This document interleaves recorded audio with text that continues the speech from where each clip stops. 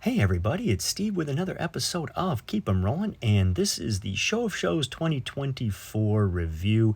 I had a great time at the show, and it's already been a week since the show took place, and I'm amazed at the amount of footage that is available online. So I decided, I'm going to shoot a video that's a little bit different. I'm going to do it from the perspective of you attending the show. So here we are. This is Thursday. It's about 11 o'clock, so about an hour before the show opens, and we are at the Kentucky Fair and Expo Center in lovely Louisville, Kentucky. We are walking into the central atrium of this absolutely massive complex. And as you come in here, you can see straight ahead, there's a huge hall there. That's not our hall. Down here to the left, there are several other halls, not ours. In fact, there were several events taking place that weekend besides the Show of Shows. And if you look here to the right, way down there at that end, that's the entrance into the Show of Shows. This building is huge, and I love coming here every year. Now, up here on the left, you'll see a couple of escalators. I want you to kind of remember those because we're going to come back and reference those in the next clip. In fact, I just realized I've never been upstairs in this building. Now, through these doors, that is the Show of Shows. That's kind of the end of the show. So all along here on the left, just on the other side of this wall, is the Show of Shows. It is, as I say every year, it is so incredibly massive. Now, if you look up here on your left, you'll see a men's and women's restroom. These are the restrooms that I've referenced in my video on tips for the show. So if you find that the restrooms in the hall are becoming really funky, you can just exit the hall, come out here and use these restrooms. They tend to be much cleaner. They're not used as much, and there's more stalls, etc. All you have to do is just walk out, and then as you go back in, show your badge or your ticket or what have you. So you can see the line already forming for the day. These are members waiting to get in. And now what we're going to do is we are going to jump ahead one day. This is now Friday morning. It is 8 o'clock, so about an hour before the show opens at 9. We're in that central atrium area, and look at the line, ladies and gentlemen. Look at how many people are waiting to get in. It is just amazing, and I love to see this. In fact, there are those escalators that I told you to kind of remember that I'd be referencing again, and this line is all the way back here. And I love to see this because this shows me that our hobby is not a dying hobby, and that makes me quite happy. There are so many other hobbies out there that seem to be dying, and this is not one of them. Now, I will say, to be fair, that there were 3 lines. The line that you're seeing right here is the line for the vendors to go in. They would get in at 8:30 to uncover their tables, etc. There's a line in the middle that's for members, and then there's a line on the left that is for people that are doing like a one-day type of ticket to get into the show. The thing with the lines is they go real fast. Once those doors open, once they start letting you in, man, it moves quickly. And once you're in the hall, the line, the crowd, etc., it really disperses, especially if you decide to make a beeline to one of the opposite corners. But are you ready? Here we go. We are in the hall. That's the entry door there. And just look at all of this military goodness.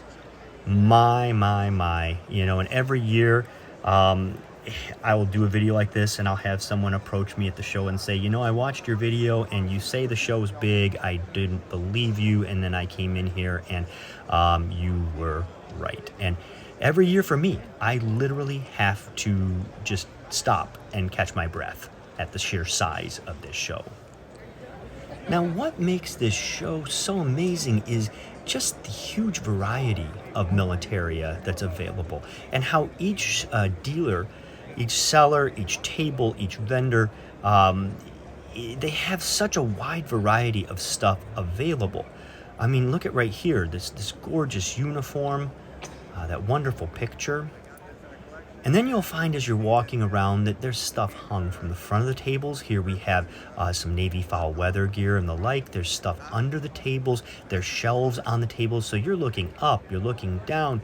And I have found that the best way to do this show is to, first of all, plan on taking your time. And secondly, it's to walk different paths. So what I'll do is I might walk down an aisle one way, and then the next day walk that aisle a different direction, because every time you walk it, you're going to spot, hey, look, I think that was John Boy. And it is. I managed to run into him. There is something for everybody at this show. If you like uniforms, I mean, check out these World War I uniforms.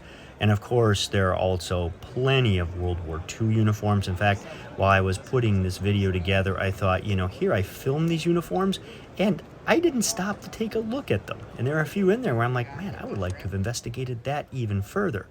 But this gives you the idea of just how amazing this show is. And really, you could spend 2 weeks at this show and still not see it all. I mean, here we have engraved Purple Hearts, so ID'd. We have patches. And, as far as the pricing for the show, this was one of those things that kind of came up a few times. I heard a few different people saying that they felt this year was really overpriced for the show. And you know what?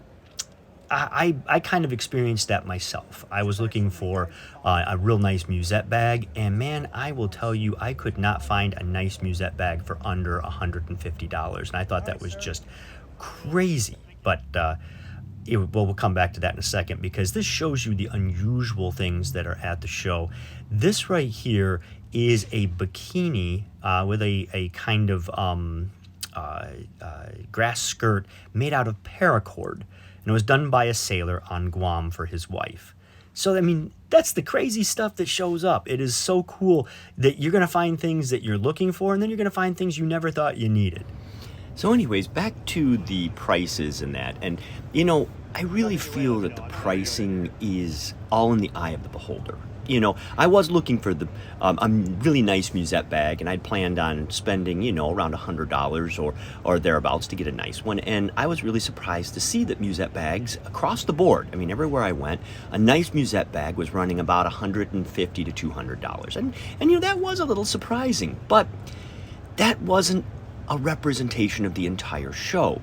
There were a ton of deals to be had. I heard from dealers who said that they had a great show, selling just, hand over fist. I talked to a lot of you. You were finding awesome things. And I think that that's where we have to delineate what really makes a good deal. A good deal can be monetary. Wow, I found this item that sells normally on eBay for $100 for $20. Yeah, that's a good deal. But then there's also the rarity aspect of, I found a great deal. It's an item so unusual and so rare that I'm willing to pay up for it because of how cool it is.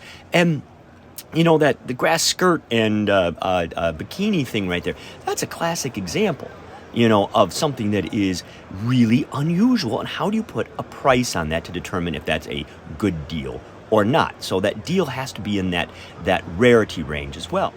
Now, I've heard people comment before that, they won't go to the show of shows unless they've got, $2,000 or $3,000 in their pocket. And I'm here to tell all of you that, that's what makes this show so fantastic, is that it's got something for every price range. Yeah, if you want to buy something really high-end and rare, like a painted A2 jacket or a jump jacket, you're going to have to pay up for it. But if you come to this show with $50 in your pocket and you take your time and you dig through the cases and the Riker mounts and look under the tables and dig through the boxes, you are going to find some awesome things to bring home to your collection. Just saying. I mean, that's what makes this show so great. There are huge items that you'd have to strap on the roof of your car, down to things that you can carry home in your pocket. Now, I do want to talk for just a second about the Show of Shows staff, the OVMS staff that put this show on, because I think they need a huge shout out. You know, all the years I've listened to these videos and that, I've never really heard them receive that type of thank you, and I think it's high time, because they're the ones that really make this show work. You know, they're the ones that get it rolling, they're the ones that do all the organizing, and then the vendors, they need a big shout out as well, because of bringing their stuff. And without both of them, without the OVMS and all of their staff putting this show on, we wouldn't have a show. And I don't know what I would do in February, to be quite frank with you. And then the same goes to the vendors. Without them coming here and setting up and having their stuff available for us to buy, once again, this show would not take place. So if you should happen to see a member of the Show of Shows staff while you're attending a show like this, simply stop and thank them for all the hard work they do. I think they really deserve it. And the same thing goes for the vendors as well. I know they're there to sell, but man, they bring their stuff, they price it, they display it, and they do such a good job. As I said before, it's like being in the largest hands-on military museum. So to wrap this up, will I be back to the Show of Shows? Of course I will be back. In fact, I'm kind of sad that we're 51 weeks away. So I'm going to have to find something to do over the next 51 weeks. And I think what I'm going to do is go to a few of the other OVMS shows I've never attended. Being a member now, I get in for free. So hopefully I can bring you some footage for that or from that. From those? Yeah, you get the idea. And then if you're someone who's thinking about this show, you got a year. You got a year to plan and a year to save. In fact, I like to set a little bit of money aside each month for this show. So on that note, I really have nothing else to add. Great experience, and so we'll wrap it up here. This is Steve with the 2024 Show of Shows wrap-up, reminding all of you to, well, keep them rolling.